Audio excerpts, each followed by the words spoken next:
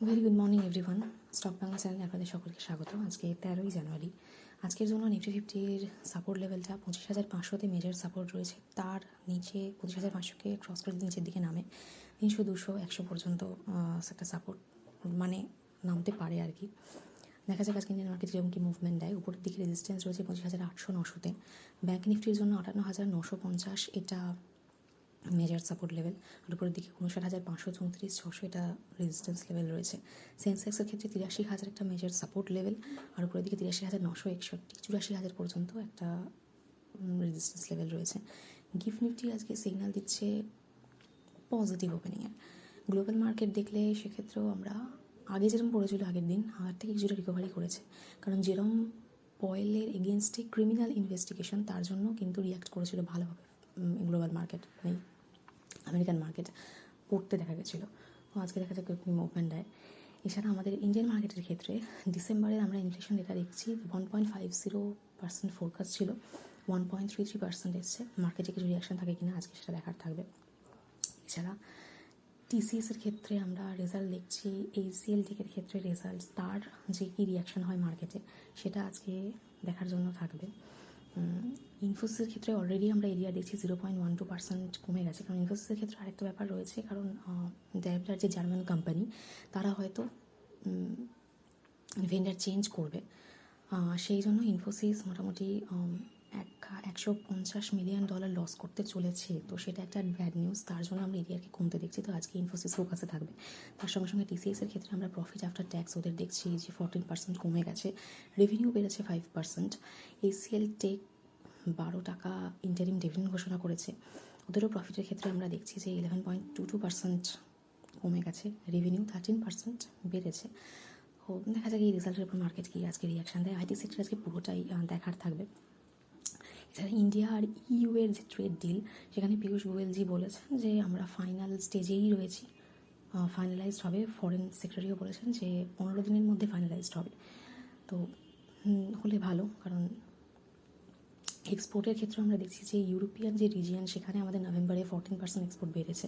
তো আসল এক্সপোর্ট যার কাছে বর্তমানে একজন সারপ্লাসে থাকতো ইউএস, সে ট্যারিফ চাপানোর ফলে যেটা কমে গেছিলো, সেটা যদি অন্যভাবে দিয়ে মেক আপ হয়, তো সেটা ইন্ডিয়ান মার্কেটের জন্য গুড নিউজ।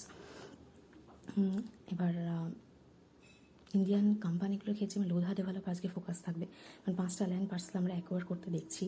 34,000 কোটি টাকার একটা প্রজেক্ট হচ্ছে, ফোকাসে রাখতে পারেন। ডিমার্টের ক্ষেত্রে আমরা রেজাল্ট যা বেরোলো তাতে মার্কেট রিয়াকশন খুবই পজিটিভ। ইরিডার ক্ষেত্রে আমরা পজিটিভ মার্কেট রিয়াকশন দেখলাম। এবার আনন্দ রাঠির ক্ষেত্রে আমরা প্রফিট দেখছি 29% বেড়েছে, স্ট্রং রেভিনিউ গ্রোথ ওদের রয়েছে। দেখা যাক মার্কেট আজকে এরকম কি রিয়াকশান দেয়। আচ্ছা, ব্রেন্ট ক্রুড অয়েলের ক্ষেত্রে আমরা দেখছি যে 60-এর ওপরেই রয়েছে, 63। ফোকাসে অবশ্যই রাখবেন ভেনেজুয়েলার এই ব্যাপারটার জন্য। এছাড়া আদানির উইলমার আগে যেটার নাম ছিল AWL অ্যাগ্রি বিজনেস, এখন যেটার নাম সেটা হচ্ছে 2027 মধ্যে ওদের টার্গেট রয়েছে 10,000 কোটি রেভিনিউ, একটা বিরাট বড় টার্গেট। যদি অ্যাচিভ করতে পারে, দেখা যাক অ্যাচিভেবল কিনা, ভালোই করতে পারলে তাহলে ফিউচারে আপনারা ফোকাসে রাখবেন এটাকে। ওলা ইলেকট্রিক, শক্তি হোম ব্যাটারি সিস্টেম ওদের নিউ লঞ্চ, তো ওইটার জন্য ফোকাসে থাকবে। LNT 40% স্টেক নিয়েছে LNT সাপুরা শপিংয়ে, তো এটার জন্য LNT ফোকাসে রাখতে পারেন। আজকে মার্কেট কীরকম কী মুভমেন্ট দেয়। এছাড়া ইন্ডিয়ান আমেরিকান ইনভেস্টর যে সমীর আরোরাজি, উনি বলেছেন একটা সাজেশন বাজেটের আগে, যে যদি ফরেন ইনভেস্টমেন্ট বাড়াতে হয় তাহলে LTCG শুধু ফরেন ইয়েদের জন্য শুধুমাত্র ওইখানে না রেখে, ফরেন ইনভেস্টমেন্ট এতে মানে কতটা বাড়বে উনি সেটা নিয়ে সন্দেহ প্রকাশ করেছেন। উনি বলেছেন যে ইন্ডিয়ান মার্কেটের ওপর টোটাল ইনভেস্টমেন্ট বাড়ানোর জন্যই LTCGকে জিরো করার একটা প্রস্তাব রেখেছেন। দেখা যাক গভর্নমেন্ট কতটা কি শোনে। এছাড়া চায়না থেকে একটা নিউজ এসেছে যে চায়নার যে সোলার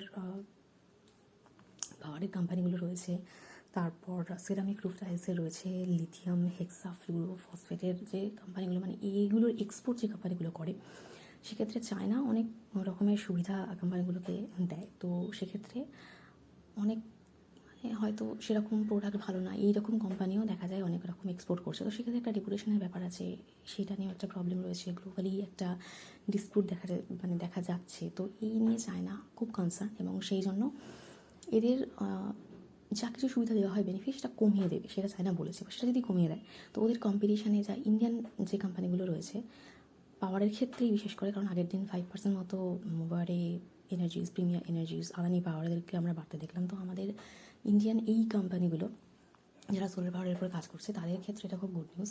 যদি চায়না এক্সপোর্ট কমিয়ে দেয় তো আমরা সেখানে মার্কেটে আসছি, তো সেখানে কম্পিটিশনটা অনেকটা কমবে, সেটা ইন্ডিয়ান মার্কেটের পাওয়ারের যে কোম্পানিগুলো রয়েছে তাদের জন্য গুড নিউজ। তো আজকে ফোকাসে রাখতে পারেন, কালকেও বেড়েছিল, আজকেও দেখতে পারেন। তো এই রয়েছে আজকে ইন্ডিয়ান মার্কেটের নিউজ। দেখা যাক আজকে মার্কেট 26,000-এর উপরে কিছু মুভমেন্ট দেয় কি না।